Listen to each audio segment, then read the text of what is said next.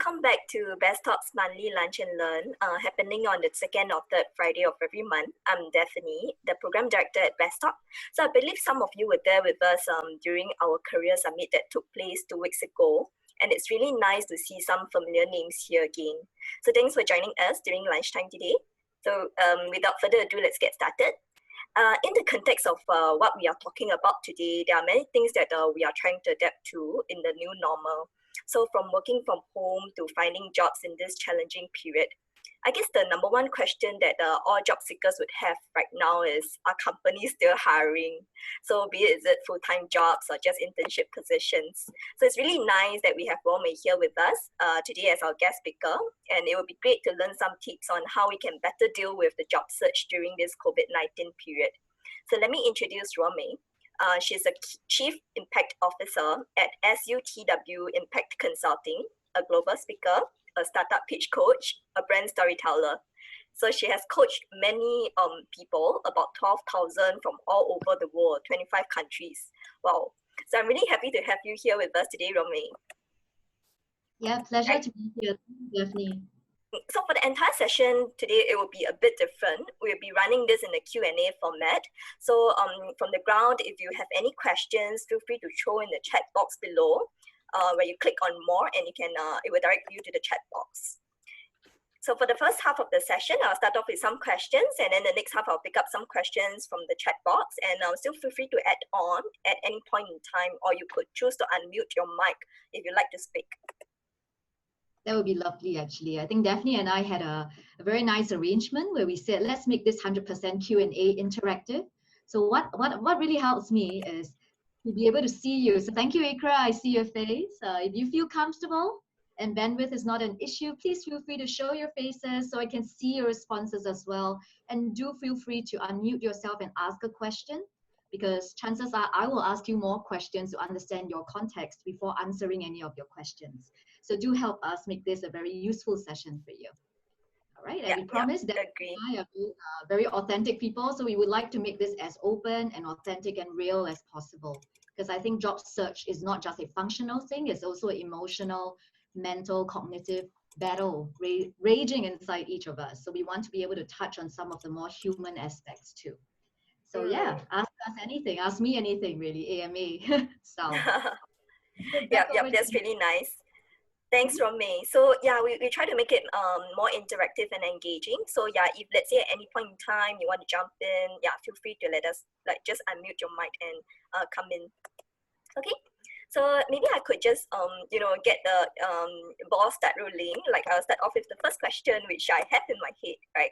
So like during this period where we are kind of like going through this period of recession. So maybe Rome, you could share with us in terms of the recruitment point of view during this COVID-19 period. What can job seekers do to survive this recession? Or were there like some takeaways or advice you had from your previous experience, right? Because I understand from you that previously when you first graduated, it was also during the 2008 global financial crisis. So maybe you could share with job seekers on how the who they themselves were entering into the COVID-19 recession. What are some advice that you have for them? Yeah, thank you, Daphne. And hi everyone again. Just to clarify, I'm not a recruiter. Right, but I will share more on job search strategies as well as what you can do to pivot yourself, because I do coach people on career strategies and skills. So to answer your question, Daphne, I think maybe a bit more context about myself. As Daphne mentioned, I did graduate at a really bad time back in the last global crisis. So I graduated from the US in May 2009.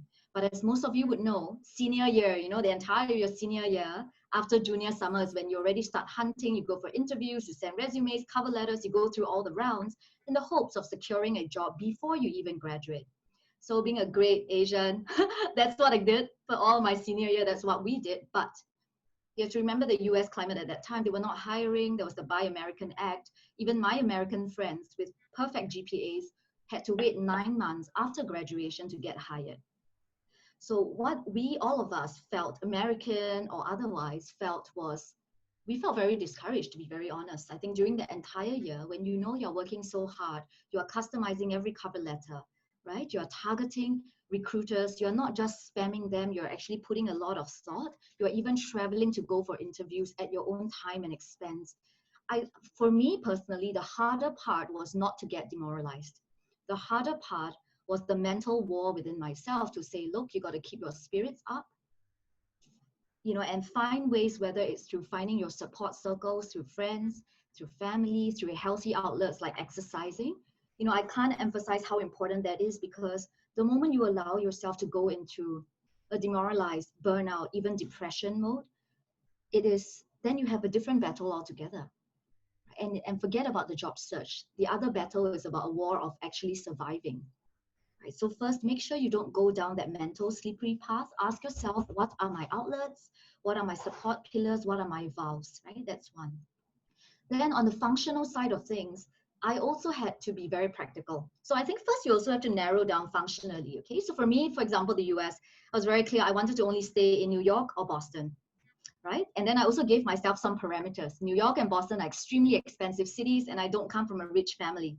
So I can't afford to just pay rent and not have a job. So I told myself, if I cannot find a job I gave myself the cutoff point really late March, right? After all the interviewing, nobody was hiring anyone. I told myself by late March, I'm going to give up on my US dreams because that's practical. And I'm going to start looking for, say, Singapore. So that's when I actually started applying for Singapore jobs. And I was lucky. I got a job with a government agency in Singapore before I graduated. So I already had a job lined up for me. But I have to say, on the other side, I had friends that chose to stay on the US. And again, they waited 8-9 months. They paid high rent because they maybe were in a different economic situation. But at the end of the 9 months, they came back and they had to still find jobs over here in Singapore or from their respective home countries. So I'm saying that this is a very individual choice you have to make. So firstly, take care of your mental health. Do whatever it takes to stay afloat mentally and emotionally. But secondly, functionally, you need to set yourself what I call red lines, right? What are my red lines, right? The thresholds. And if I reach that red line, then what's my next course of action? My action plan B, C, D, and E. And really remember, I'm a runner as well. And people call this a career marathon. I like to call it more like a medley because, marathon, you're just kind of doing one same thing, which is running throughout. Maybe your pace changes, the scenery changes, but I like to call it a medley. Sometimes you're sprinting, sometimes you are going sideways, sometimes you're tumbling over. It's a medley, which means that just because, for example, look at where I am. I started in the government. Then I went into a real estate developer company, spent some time in Shanghai. Then I went into oil and gas, offshore marine private sector. Then I went into charity education. And then I'm out here as an entrepreneur today. I share my journey in short to say that where you start doesn't have to determine where you end up next and at the end of the day. So you also have to be, unless you're really rich and lucky that way, I think we also need to be realistic, especially if, say, your family, your people that need you to support, your younger siblings, your parents, for example. Then you got to really be realistic here and say, look, maybe I'll just take a job that I think I can do well. Maybe the salary is not as high as I want it to be. Maybe it's not as prestigious a job as I would have hoped to have had. But if I can get the job, I'll be thankful. I'll do my best. I'll learn the skills I need from it, and then I'll move on from there. Right? So I know this is more on the macro level, but I thought I wanted to start all of us perhaps on that foot based on some of the experiences. And I will go on to say that even though the GFC was very awful, I have a lot of compassion for all of you here because I think this particular crisis is even worse at a more global level, right? So I'm also here to say that just because it was bad, I'm not saying that the exact same strategies or that I know exactly what you're going through, because no one can, right? And I'll be the first to admit that I don't know exactly what you're going through. And even though I graduated in crisis times, that's not to say that I would know exactly everything that you will have ahead of you. Right? So I just wanted to put it out there. And maybe to answer Daphne's questions about strategies then, right? So what can you do to pivot? I think some of you may have had the chance to take part in the Virtual Career Summit where I made an acronym out of COVID so that we could change our mind frame, not to be offensive and take it lightly, but so that we can start looking at COVID as an opportunity, a walk of opportunity, and change our mindset. So very quickly, the C was about being creative, creating creatively. And in fact, just yesterday, I was on a webinar. It was organized by Human Capital Leadership Institute, and they invited very senior people from Google, from CBRE's Workplace Strategies, from SPJ in Global School of Management, right? And you know what's one thing they were all saying in terms of the question, which is what skills do employers need to see in future employees? Or what is something that you could do for yourself to stay relevant? It was the first C word, it was creativity. I want to touch on that a bit more. When we say creativity, we don't mean artistic creativity, though that's a subset. We're talking about the ability to be agile and to be adaptable in your thinking and resourceful. What I mean by that is, for example, most of you may think that, oh, I'll just go through the official channels and send my applications and cover letters and resumes. Most of you would know that the hit rate for that is very low. So what I always encourage my clients to do is, on top of going through the official channels, please make sure, let's say it says Shopee Regional Head of Operations. Go on LinkedIn. I almost guarantee you if that guy is from Shopee, he's probably on LinkedIn somewhere. Go on LinkedIn, find Regional Operations Head, Data Analytics, right? Go Google, go find a person. And then start thinking, how can I pitch myself in a targeted inbox message? When I say pitch yourself, I mean think about it in terms of concentric circles, right? Shopee is hiring you to add value to them. First, you ask yourself, I'm just going to use kind of Shopee as an example, okay? Let's say first, the industry that Shopee plays in, e-commerce, right? Well, you want to ask yourself, where does Shopee sit today in the e-commerce space? And what is Shopee's ambitions moving forward? Where they are now, where they've come from, and where they want to get to.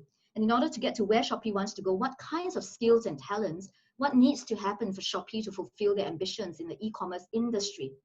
So that's the largest circle out there, industry. Think of it as an onion, right? Concentric circles. Going into the onion, the second layer under industry would be company. Then when you pitch yourself, you have to think, okay, why would Shopee want to hire me? For example, if I'm coming in as a data analyst, what is the role of data analytics to Shopee so that Shopee can fulfill its global ambitions in the e-commerce space? Right? What's the role of data analytics in the company that it says Shopee here? Then the third layer beneath industry and company would then be division. Let's say you're coming under the division of data analytics or business intelligence or operations. Again, let's say it's a very broad, regional operations. How does regional operations use data analytics to help Shopee to fulfill their global ambitions? And finally, then your role, how does your role within this particular division help the company fulfill their industry ambitions?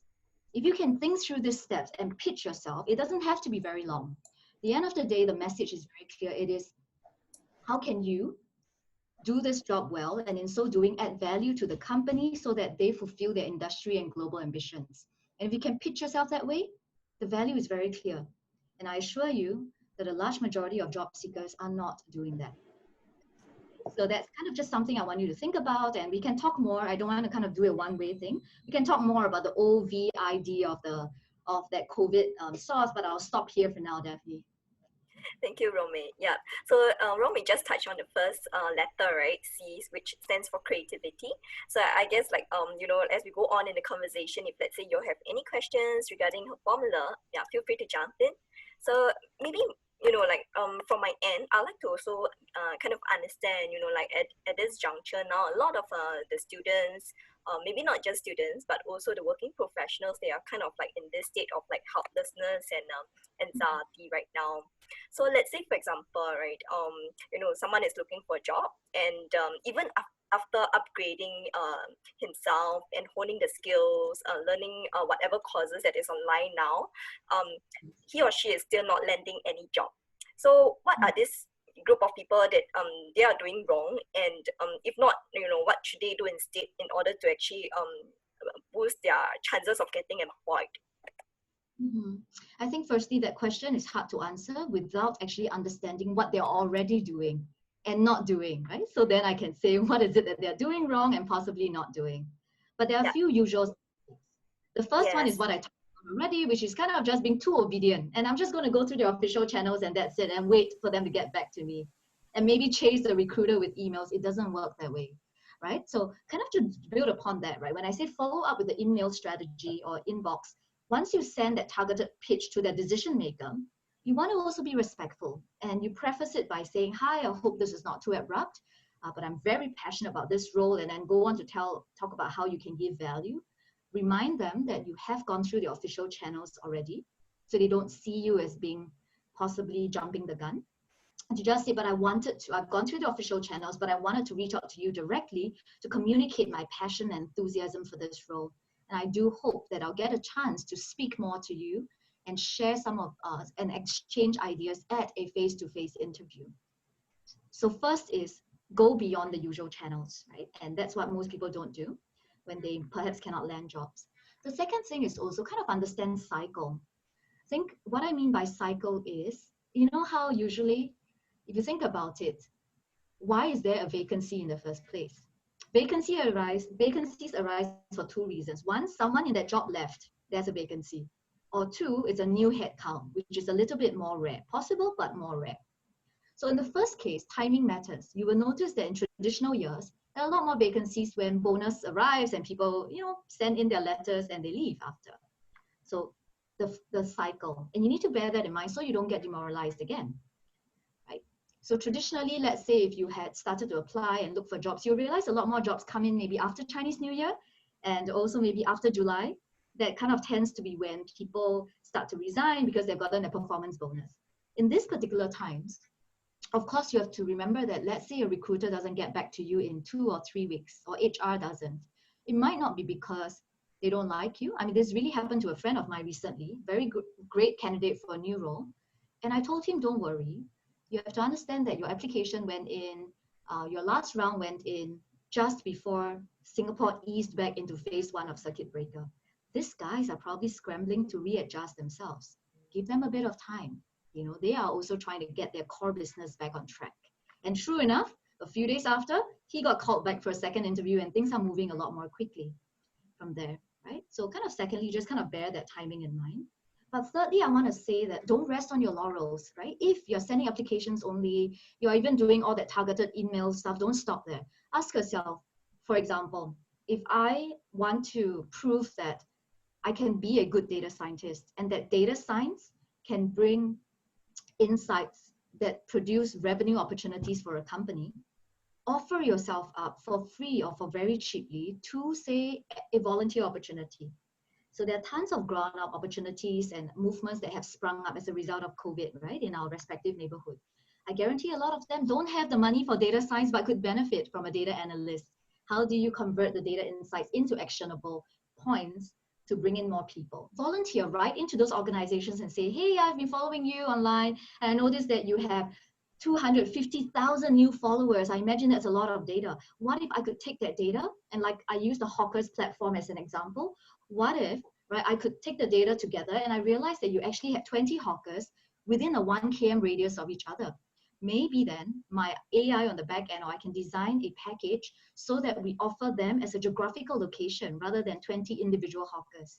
Now that's something that the guys that set up that movement, who are purely very socially minded, may not have the capacity to. Now imagine they say, sure, please take it, please help us with it, and you did it, and you have results to demonstrate for it. The next time you write in a cover letter, record a video to pitch yourself, or get to an interview and you get to talk about yourself, and when they ask you again, then, okay, what projects have you actually done? What demonstrable results do you have? This is it. Maybe you can even show them a website link. Let's say you created a website, a portfolio for that purpose alone. So my concrete advice is, ask yourself, I have a lot more time now, even while I'm job hunting. If I want to land myself, if I want to prove a point that I can do this job and do it well with good results, how can I prove it in the real world? And your focus would be then, never mind the cost right now, let me, at least for a month perhaps, go and do this for free, because what you're getting in return is immeasurable in terms of your portfolio building and the stories you get to talk about in an actual interview, right? And again, that's something many somewhat desperate job seekers during these times are not doing. They're just kind of frantically sending more of the same, spray and pray approach. So I know that there's a lot to be said, but that's kind of, I'm going to stop here and we can elaborate more later. Yeah. I think you hit the nail, like you answered it so well. I agree on your point. I think a lot of times when the interviewers, they are looking out for their candidates, it's easy for them to actually point out like what kind of skills I have, but for them to tell a real story of like what really happened, it's very rare. Yeah, so if you have a story to tell like what Romy has just shared, I think that would be very it will be like a higher possibility of actually landing that job. That's right. Right. So yeah, one more question, right? So like because of the current job market, a lot of the job seekers are actually in this dilemma. They are thinking whether they should actually go for a job of with a lower pay or one that they don't enjoy, to earn some money first, or should they actually wait it out and get a better job that they prefer later on without actually knowing like how long this wait is going to be. Yeah. So I think that goes back to one of my earlier points, which is set yourself those red lines. Right? And I think I completely understand when we want to hold out for a better job, better pay, better fit, and so on, better culture. Set yourself. Maybe you say, okay, if you look at your own savings, again, evaluate, be very honest. Evaluate your own financial situation and your family, your dependents' financial situation. And then ask yourself, how many months can I go on without a job? And say if your answer is, okay, maybe it is 4 months, right? Then you got to work backwards. Maybe give yourself 2 to 3 months maximum to hold out for that perfect job, right? And then once you cross that 2 to 3 months mark, the next level is okay. It's almost like negotiation. Ask yourself, what's my button up? My best alternative to the negotiated arrangement, which is what's my next best, really. So I'm not saying you go from, let's say your ideal is 100%. I'm not saying you go from 100% to all the way to rock bottom, 10%. Can you find a 70% or even a 65%? Then you have to ask yourself, what matters to me? Is it that I have a good boss that's not micromanaging? Is it learning and development? Is it that there's a good skills fit, right? Is it that I personally just enjoy the nature of the job, the JD itself? Is it the pay, right? Is it again, that workplace flexibility? Rank, and if you can, assign weightage to what matters to you. So that then when you go and evaluate your JDs for this less than ideal, second best, third best positions, you can even kind of give them points and say, okay, I'm willing to compromise to this much because I've maybe now passed my 2 or 3 month red line mark. So be very, very structured in your strategies that way as well. Be very realistic. So I hope that answers the question. Yeah, yeah, it does. So I'm thinking, right? So if let's say I'm in the situation where I don't really have a choice, like, or maybe I have already waited out for like a few months, several months, and now I have to actually take on a role that is actually paying me less than the usual, than the norm. And if I were to take up this chance, would that actually affect my pay progression in the future? Because it just happens that like I graduate in this point in time where the market isn't so good. Yeah, and that's a very, very valid concern, right? Because the stats have proven if you graduate in crisis times like I did, and like all of you are right now, apparently that your cumulative earning amount is going to be 20% lesser than those that graduated during fairer economic times. But you can buck the trend. And in fact, there's two pieces of good news. Number one is, some of you may have read on Channel News Asia that Minister Josephine Teo has said you are not obliged to reveal your detail in Singapore's context, at least. Okay, I know we are an international audience here. In Singapore, at least, you're not obliged to tell your employer your last drawn salary. Interestingly, this is something I've been telling all my clients over the last 4 years, but now I'm glad that the minister has come out categorically say that your employment, so basically your pay package is a confidential piece of information between you and your past employer, and your new prospective employer has no legal right to actually ask that of you. So you can politely decline. And of course, there are those online forms that make it mandatory. I think firstly, now that minister has said that maybe they want to relook that mandatory policy because they might get into trouble with MOM. But in case they don't, and you have that mandatory thing, you have to fill in the field, how much did you earn, and check the range. Take it with a pinch of salt. This is what I personally do. So all disclaimers out there. I usually will kind of put something in the lower range, but then later on in the fields in the form, and they say, do you have any other things to add? I would say, please disregard my answer to question 5 on pay range, because I'm actually not, I'm not able to disclose due to confidentiality reasons. I'll be happy to share more during the interview, right? To get through the form's gatekeeper mechanisms, right? And so I think really, usually people get disadvantaged because of that last drawn salary, and HR packs a 10%. So now that that's kind of out of the window, it shouldn't, right? But I think what's very important to mention is that you get into a job that maybe you like less. Please don't do a bad job of it. Ask yourself again, this is going to be a temporary place only. What am I going to talk about? Guarantee you your interviewer is going to ask you, so what are you doing in your current job or your last job? What did you learn from it? How did you contribute? What are the results that you have to show? Right? And what were your failures and your pitfalls and all that learning moments? If you did a terrible job throughout, number one, reputation gets out. Number two, you have no good stories to share about your achievements. Number three, you would have wasted your time, merely drawn a salary that's low to begin with, and you would have not gained useful skills. So again, another thing you want to ask yourself is, what skills, again, ask yourself, be very strategic. Ideally, where's my end goal?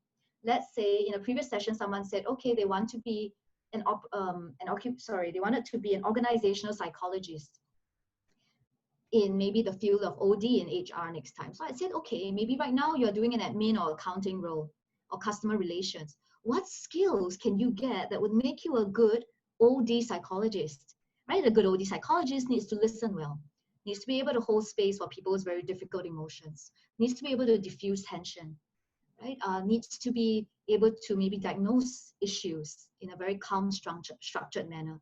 And I would wager that in customer relations, you have plenty of opportunities to hone those skills, even though the title is very different, right? So make sure you are learning intentionally the skills that will help further your career ambitions to get nearer to where you want to end up at. Right. Okay, so since we are on the topic of skill sets, right? So I'm just wondering, like, are there actually any skill sets that are needed, like post COVID-19 period? Let's say beyond the usual tech skills, are there key transferable skills in this era that we are in now? Absolutely. And I love that you brought up tech skills, because I always jokingly tell people, look, maybe 5-10 years ago, if you were one of the few that could really code, kudos to you, right? But now bots can code for you. I mean, when I created my own website, I have zero coding knowledge. I just had to drag and drop.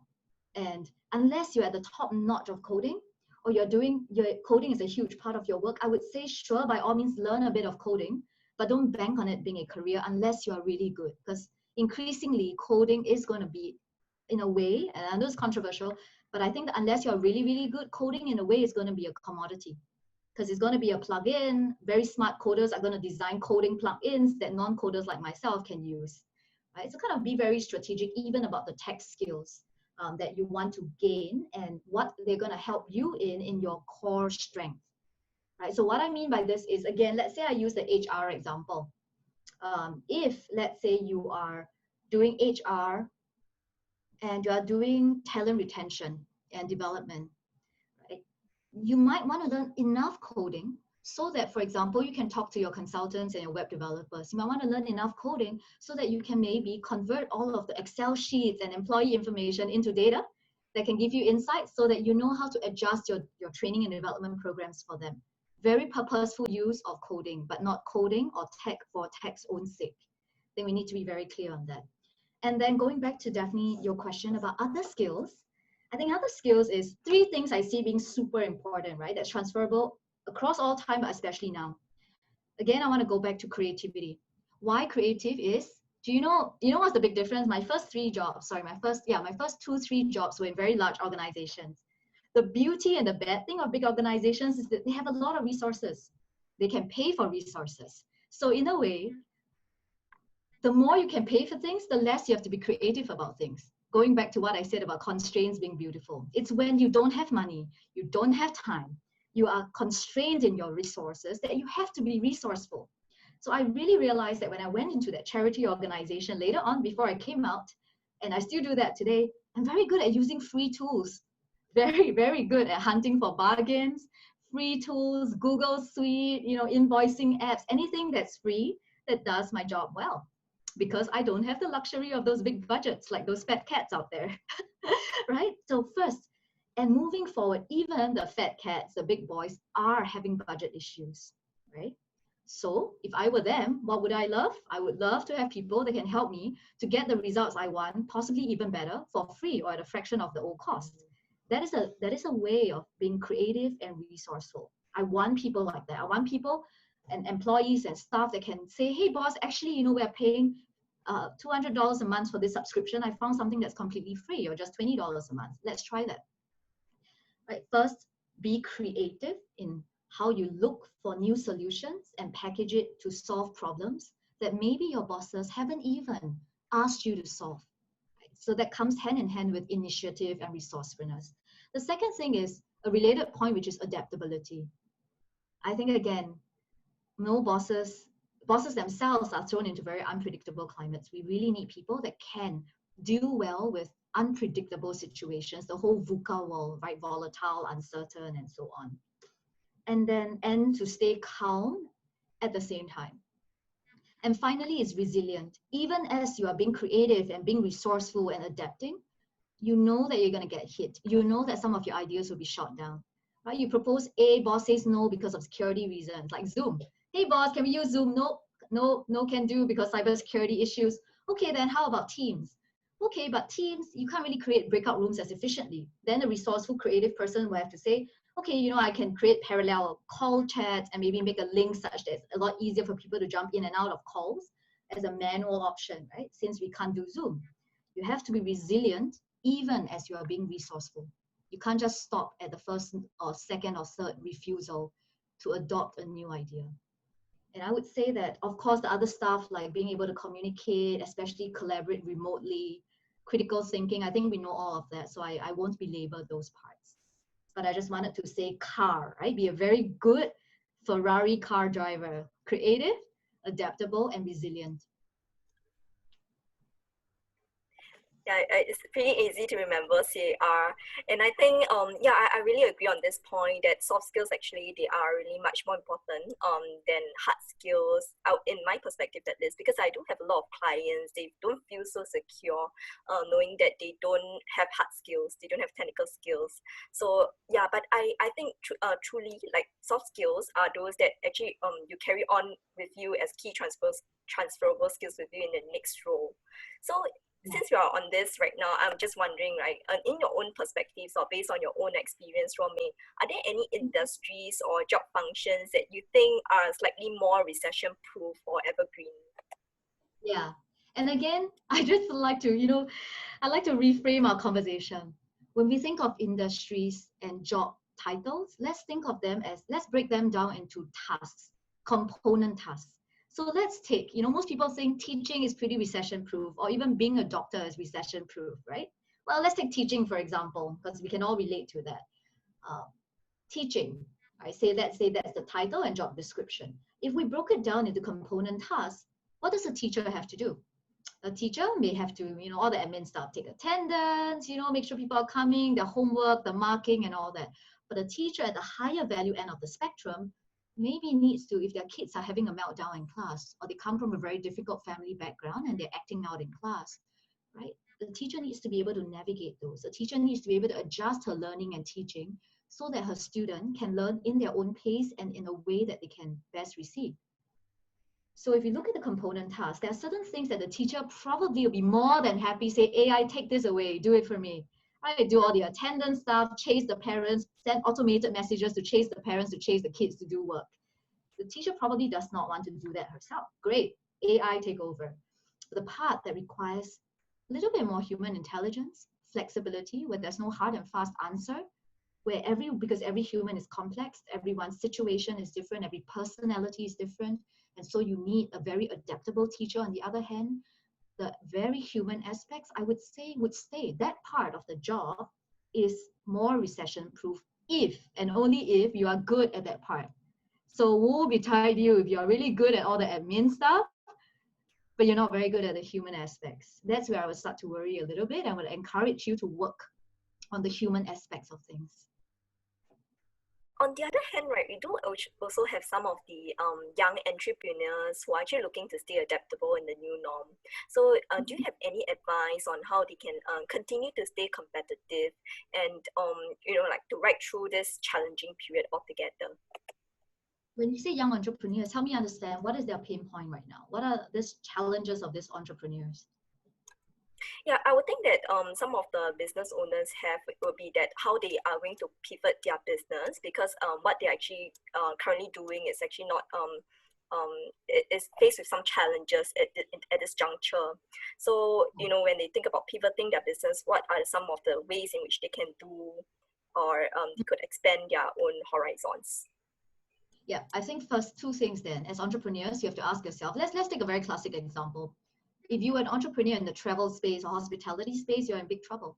So I have actual clients like that who, I mean, because I coach startup entrepreneurs as well. For example, they actually had hardware and software geared entirely for use by the hotels, right? Travel, tourism, hotels. And of course, now with COVID, everything went to a standstill and they pretty much had zero revenue.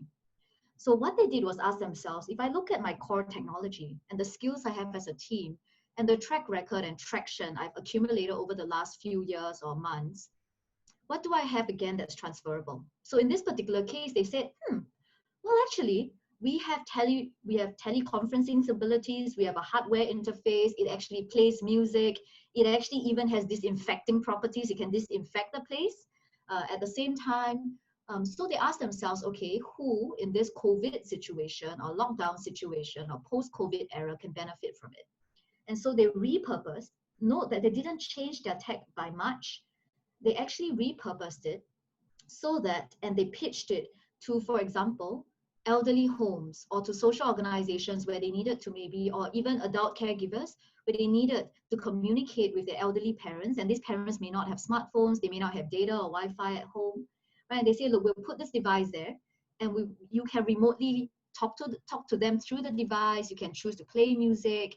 There's an emergency button. They can talk to it if they fall. They can also remote conference with their doctors, for example, if they need to get some teleconsultations. And of course, you know, they also brought in other medical ecosystem partners to help flesh out their proposition, because to begin with, they were not a medical or an elderly services thing. But they managed to make themselves stay relevant to the growing and current needs in the market. So again, there are all kinds of entrepreneurs out there. Without knowing the specific industry, I can't contextualize it for you, but you just got to ask yourself, which part of what I'm doing has a large and growing need moving forward? How can I repurpose and pivot so that I stay relevant? Oh, I think you're on mute, Daphne. Daphne, I think you're on mute. Okay, now. Thank you so much for sharing. I think it's really encouraging and inspiring to hear from you. So maybe right now it's about 1:08, and we have about 20 over minutes left. So maybe could just open to the ground and see if the rest have any questions. Yeah, feel free to type in the chat. If not, you could also unmute yourself and speak with us. Yes, please. So love that. All questions welcome. Let's Yeah, so I saw one question from Ines. So she's saying, okay, you know, as an international student in Singapore, right, in this tough period now, is it better that I return to my home country to continue with the job search, or should I stay around in Singapore a bit longer to ride through this? Yeah, I think this is a similar situation to the question I asked myself more than 10 years back. I think first you have to ask yourself, do you still have unfinished business in Singapore? So are you still studying, for example? Do you have a contract and so on? Let's say you have no unfinished business. And then you have to ask yourself, do I have the resources to stay on in Singapore? Pragmatically, do you have the resources to continue staying? Let's say you're very lucky and you're staying with a friend or a relative and they're not charging you rent. You might have a longer runway because you don't have actual bills to pay as much. Right? Rent is a huge thing in Singapore. Ask yourself also, what else do you want to gain from staying in Singapore? What I mean by that is, you know, sometimes, and I've heard this, I've actually had Indian clients who managed to get jobs back in India, but they applied through Singapore. And apparently it's actually it's a lot harder. I was told that it's a lot harder to get into that particular prestigious program with this global bank from within India than from outside of India. So even though she got an Indian position, like an India-based position, and she was an Indian national, she actually got it outside of Singapore. So in Inez's case, it might be that you are staying in Singapore, but you're hunting for jobs that are not Singapore-based or even ASEAN-based, but maybe back in your home country. So that's another thing you want to consider. Okay, so I hope that answers your question, Ines. Next up, we have one question from Kai Hong. So he's asking, right, I'd like to get some advice on how I can ace a video interview, you know, what we should be doing differently in a video interview as compared to a traditional face-to-face interview. Yeah, firstly, yeah, make sure you check your tech. There is nothing more frustrating than voice lagging, picture being blur. I once had an interview with somebody, and she was in a country I shall not mention, but she kept moving around and her face was blurry and our calls dropped 15 times. I honestly did not have a good impression. She kept moving. She was walking from a tree and into a car, and it was firstly, right? Not being able to see you face to face is already one level down in a way.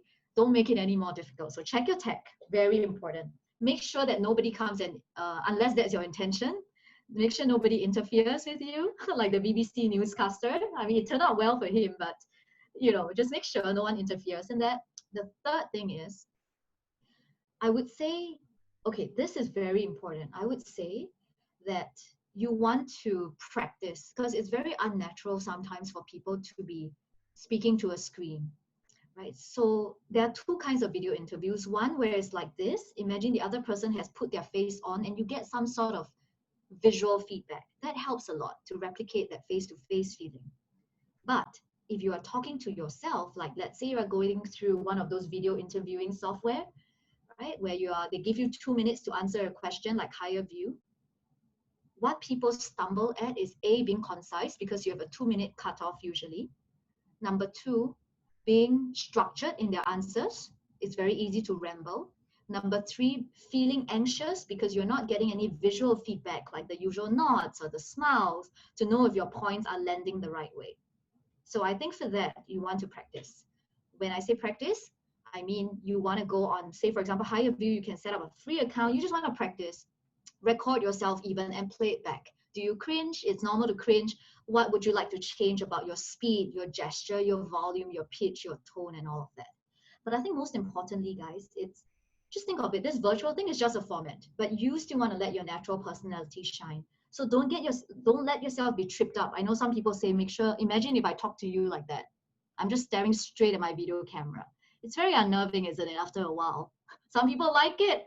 I think it's very unnerving. Face to face, if I were to talk to someone like that for a good 5-10 seconds, it quickly gets a bit weird, right? So forget those advice that tells you have to always be staring straight at the camera. I personally don't subscribe to that because I think that's just not how we communicate naturally. Right? So I think this is just kind of key things that you want to think about differently in a virtual interview, but everything else stays. Do your homework, don't smoke it. And this advice is especially for those of you that think you are good communicators. Don't smoke it. Don't wing it. Don't think I'm going to go there and just cook up something, right? If the other interviewer on the other side is worth their salt, they'll be able to see through you straight away. Right? So please don't wing it. Do your necessary prep. I do have clients who actually got their jobs via video interviews. So I think right now it's the new norm, and all we can do right now is to adapt. So I think for video interviews, there are kind of like a missing element of a personal touch about how we adapt to it right now. So one question from Eric. So he would like to ask for advice on what he can do after he submitted his application. How long should he wait before considering to follow up on the applications? First question, who are you following up with?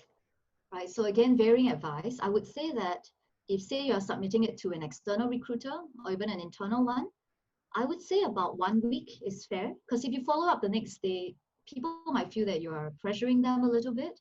Give it about a week. I think that's fair, right? If you hear nothing from them.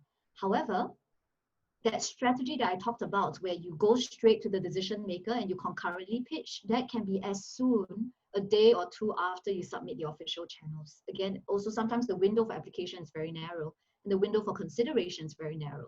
So for that, you want to strike while the iron is hot, and the decision maker can tell the HR or their staffer, slide this guy into the interview, I want to see them face to face. Right? So that's two different things. For recruiters, about 1 week is good. For decision makers, 1 to 2 days with a direct pitch into their mailboxes. And I just want to say, sorry, with the direct pitch, you can either do it through the LinkedIn inbox email, or I would suggest this, if you can find the official email that they have put on LinkedIn in their profile, send it straight to their work email, because people check their work emails a lot more than they check their LinkedIn sometimes.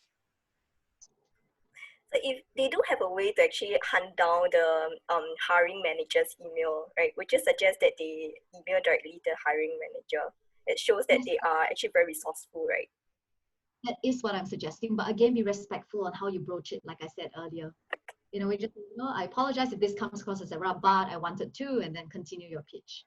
Right? Let them know that you have gone through the official channels, that you respect the process as well, but you wanted to directly express your suitability for this role and your passion for this position. Yeah, agree.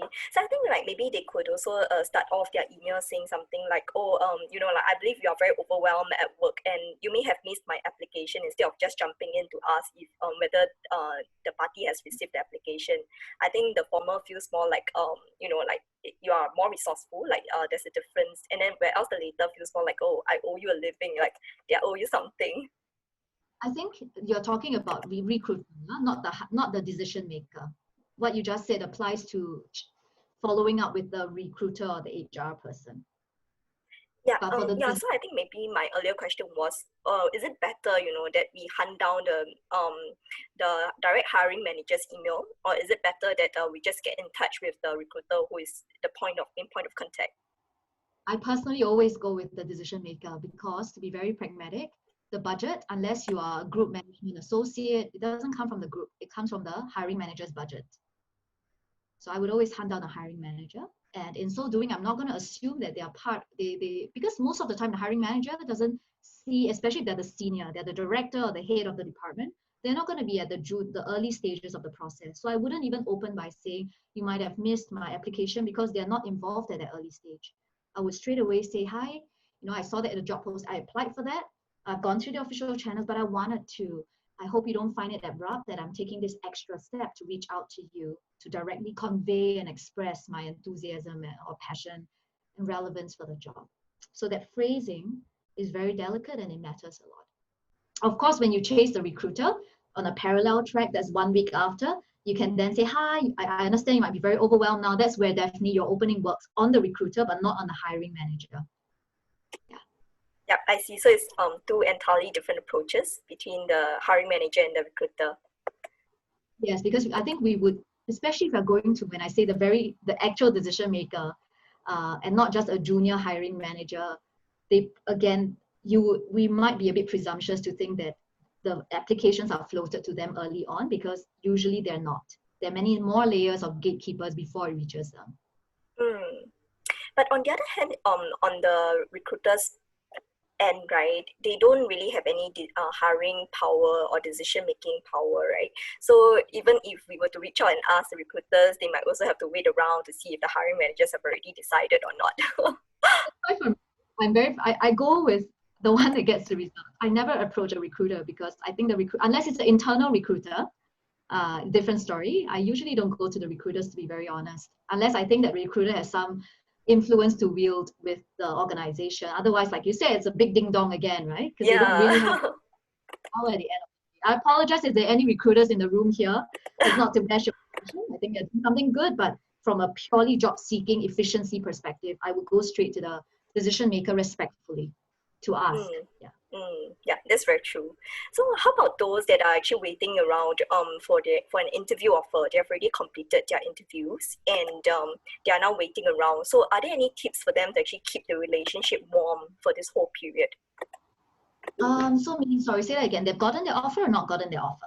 They have not gotten their offer, so they probably already completed the interviews. Yeah, but they're just waiting. Like right now, everyone has kind of like readapting to the new norm, so they might also delay the whole process of hiring. Yeah, so if they want to keep the relationship warm between them and the company, what they can do. Yes, I think then you might want to, again, an important step at the end of every interview is to ask them, hi, can I understand how many more stages are there to this interview process? And when can I expect to hear from you as to whether I've progressed? Let's say they say, okay, expect to hear back from us in about 2 to 3 weeks time. And it's 3 weeks and they haven't gotten back to you. I think it's completely okay at this point to write back and say, hey, I just would like to check in with you. If there's been any progress or updates. I do understand this might be a busy period for you, so do let me know if what that extended timeline might look like. However, you also do want to create a bit of urgency. So let's say you are in a lucky position where you have others waiting for you as well. You want to let them know that I still remain passionate about the job, but I would like to let you know that there are 2 other job offers on the table pending, and I need to get back to them within the week. So I would appreciate if you let me know what your decision is. Right? So if you're in that lucky position, make sure to let the other guys have a fair chance as well. In order to also keep it warm, right? Besides reminder, like a gentle reminder, I would also ask yourself, how else can you add value? Think about it. So let's say in the 3 weeks you haven't heard from them, there's been a new update from that company on the news, or you went to Google them and you realize they made an announcement. Maybe they made an announcement about how, for example, I think we heard that, what was it? Zara is closing down most of their stores and investing a lot of money, right, to bring their stores online, technology and all that. And let's say your role is exactly that, relevant to that new technology. Then you want to say, hey, I noticed that, for example, Zara is investing a lot. Let's say they're not Zara, but they're within the same clothing retailing space. You can say, well, I think I firmly believe that that's a direction that more companies like yourself will go to in order to cut costs. And this is something that, for example, you've done a project. So this is a project that I've done with on a smaller scale with another company without revealing names. And this is the results. And if you would like to, I'll be happy to walk you through a demo of how we actually made it happen. Right? Again, slight value. Or say you have created a framework, you've written a report before that you think that insights and trends are relevant to that company you're applying to. You also want to say, hi, meanwhile, I came across this report, or I had crafted this report that I think might be of interest to you in doing A, B, and C, right? This is appending the link for your reference. Already start adding value even before you get hired, because employers love people like that. You're already thinking about my problems and how you can solve my problems and how you are part of the solution to my problems. I think Ikra has a hand up, and we have a few other questions in the chat as well. Yes. Can we ask Ikra's first? Yes, Harume, thank you for the. Can you hear me? Yeah, I can. Okay, perfect. So thank you for the inspiring talk. You really sparked so much positivity and joy. So Mike, I was looking at the questions, mostly are from the individuals who are very young into the market. Mine is slightly on the other side of the spectrum. I am a mom. I am a trailing spouse, new in Singapore. Now with the COVID situation, it's just the pressure is from everywhere. Being a foreigner and being a trailing spouse, especially, and with the challenges around in the market, which I completely understand. So there's been times I know the recruiters and the companies are getting a lot of CV inbuilt. So at times you don't even get a chance to talk to them and let alone explain your situation.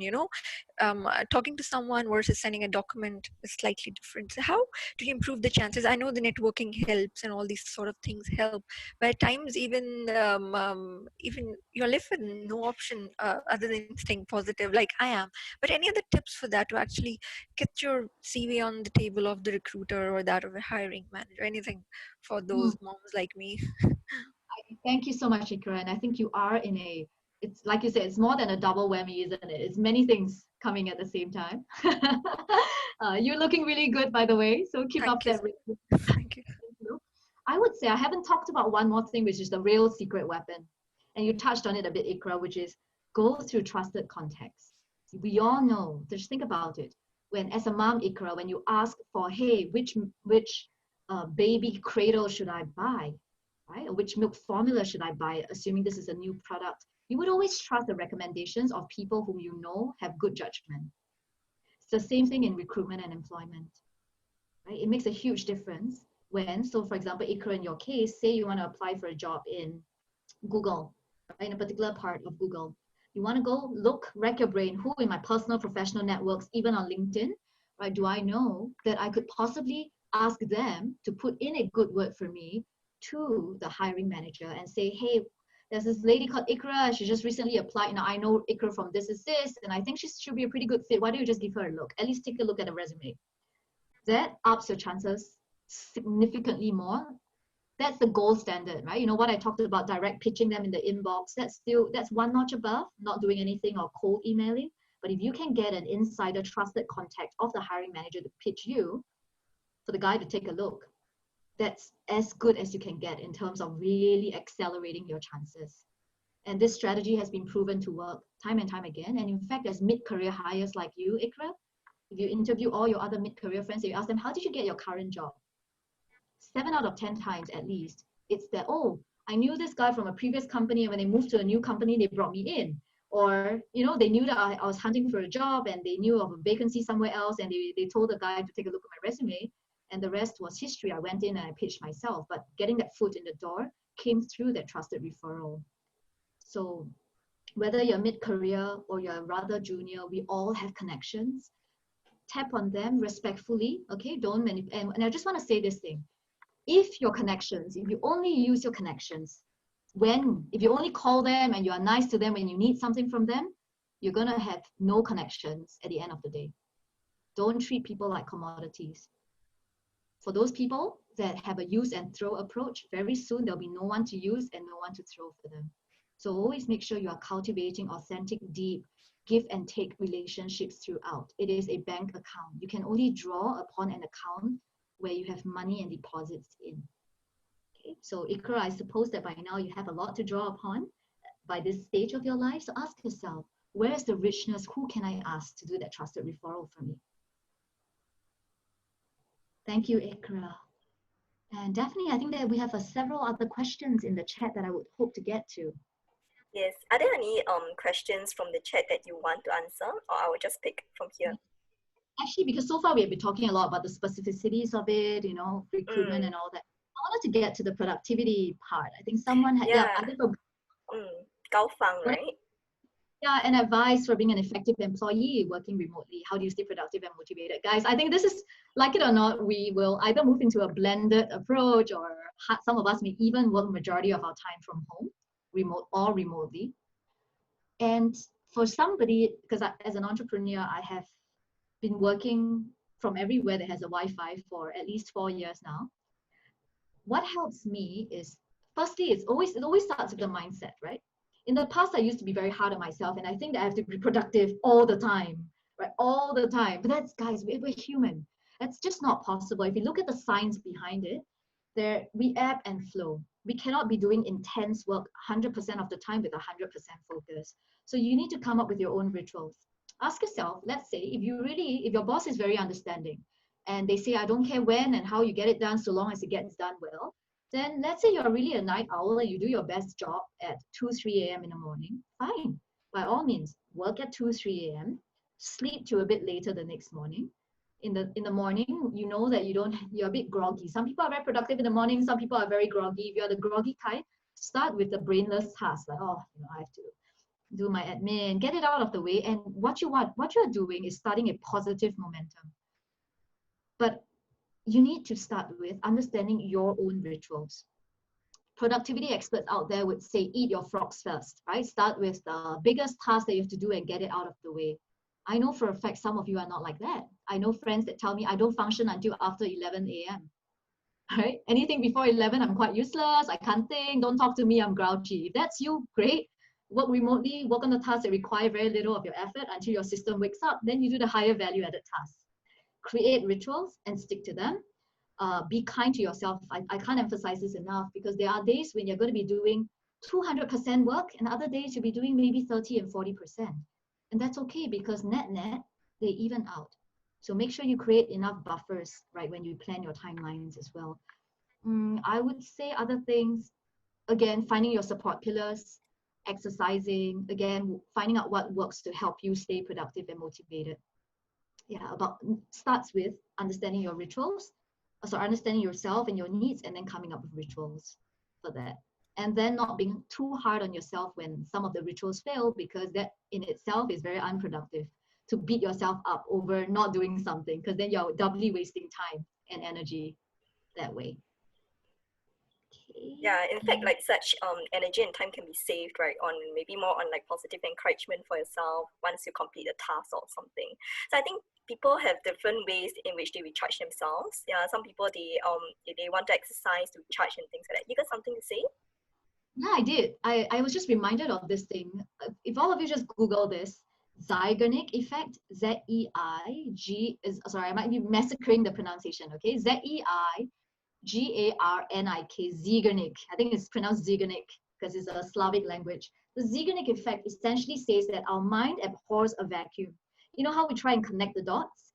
But that's the beauty of it. And that's why some of you may realize that after maybe you're very stuck at a particular problem. You've been working on it for days, but then you go and play tennis, or you go and sleep, or you game, or you watch Netflix, or you shower your dog. And then all of a sudden oh, I've got a brainwave. That's your subconscious brain working very hard to solve because it abhors a vacuum. And that is actually the birthplace of creativity.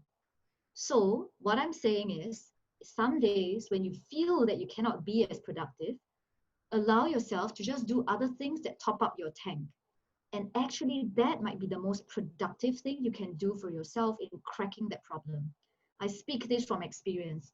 I can't tell you how many times it's when I'm walking my dog or I'm just watching something else and then I have ideas. I'm reading a novel, not a nonfiction, a novel, and ideas for my work come in.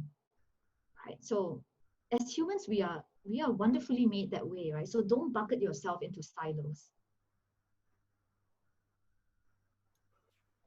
Okay, so I guess there's one more question that Sing Yi would like to ask. So Sing Yi is asking like whether local companies still apply work passes for foreign job seekers during this period.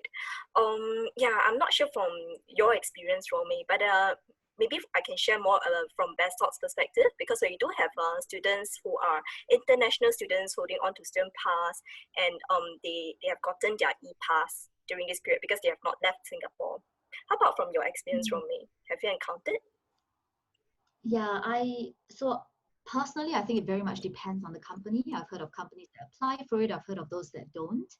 And I personally wouldn't want to kind of account on their behalf because every company's decision-making metrics is very different on the back end. So that maybe even in the upfront process, before you invest too much in the process, you might want to ask upfront, hi, I am from a certain country, right? Is there a quota from you, or will you help me apply for my work pass? And if that's important to you and the answer is no, then cut your losses and move on. Find another company that will do that for you. Yeah, and we want to join companies that also value us, right? It's not a one-way thing. Yes, that's right. Oh yeah, that's super important. And you're most welcome, Gao Fang. Thank you again for that question. I see I'm monitoring the chat at the same time.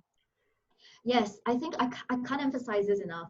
Most of us go into an interview thinking it's a firing squad. I always joke with my clients, change your frame to a date instead. This is a lot more like a date than it is a firing squad, right? Because if you think about it, in a date you go in, right? And you want to get to know the other person better. You want to be able to assess for yourself, are we going to be a good fit? Date one goes well, we might go on to date two. Round one of interview goes well, I like what I'm hearing and seeing, I would like to find out more, I go on to date two. The interview process, much like a dating process, is to decide if you want to marry, if you want to get together for a longer future. And you need to therefore be real and authentic so that you can get that baseline accurately assessed. Because let's put it very bluntly. If you go in there and some of you are really eloquent at speaking, you can fake it till you make it, you get through the door, but you have completely missed the point of what the interview is for, which is for you to assess, do I like the job? Is this JD a really good fit for my skills and where I want to be at? Is this a good fit culturally, right? Do I like the boss's management style? It's not just to get a job. I know getting a job is very important, especially in these times. But if you smoke it and you get a job, you get into a job that you hate. For example, I don't really like Excel sheets or math, like staring at the screen. Can I think I can fake it in an interview so that I get a job? Yes. But I will hate every single waking moment of it. And I'll guarantee you that at the end of it, I'll probably end up being quite an underperformer because I don't like the job. Unlike another person who loves math, loves Excel, loves numbers, they're going to be accelerating in their growth because they love it. Even before they sleep, they're going to be thinking, how can I do this? How can I do that? Whereas I'm going like, oh, I have to wake up and do this work again. Right? Eventually, you're sabotaging yourself. So I can't emphasize this enough. Interviews is a two-way street. Make good use of it to assess whether you want to work with the other person as well and the whole team, whether you want to, can you see yourself doing this work day in and day out, week in and week out, right? If the answer is no, there's certain alarm bells. It's not a definite no, investigate it further. That's what the other rounds of the interview are for you to go deeper so you find that answer for yourself. So use the interviews very, very, very strategically. Okay, thank you, Romy. So I think we kind of have come to the end of today's session. It's really very inspiring from your sharing, and I'm sorry if we didn't manage to answer some of the questions here in the chat, but I'm happy to share that we have about 40 participants with us today, and I have a lot of takeaways myself. So thank you so much for joining us, Romy. I was going to say you're all most welcome. Thank you for spending time with me, and I hope we managed to answer some of your asked and even unspoken questions. So do keep in touch with me on LinkedIn as well. You can trace me from the promotional posters that all of you signed up through. Yes, yeah. So to everyone, I hope you have enjoyed the session with us. So let us know if, let's say, you have any feedback for today's lunch and learn. You can actually access the link in the group chat here, and in the feedback form, you could also share with us what you would like to see for our next session that is happening on the 17th July, Friday, same timing at 12:30 p.m. I just want to add, guys, if you're adding me on LinkedIn, please customize the message. I never accept messages. I never accept random LinkedIn invites. If people cannot, this is a part of the employment process as well. If you cannot be bothered to show effort, to express your fit, then the other party is not going to reciprocate as well, right? So for me, it's a litmus test. Is this person going to apply effort? If they're not, then I'm sorry, but we're not gonna continue this conversation forward. So always customize your message regardless of who you're reaching out to. Even if it's a short one, make sure you customize it. Yeah, it's That's extremely important. Okay, so yeah, so for the rest of them, right, if let's say you have any questions or anything, you could also throw in to us in our Telegram chat, or you could drop an email to us. So I think our colleague has actually put in the links here. If not, we would also send you an email as a follow-up after today's session. All right, thank you so much, Romy. Thank you. Thank you everyone for being here, spending your lunch with us. Thank you, Iko, Yes. especially for thank you for all right. Stay safe, everyone. Yes, and thank you again, for all the questions and for BestTop in organizing this summit and this sharing.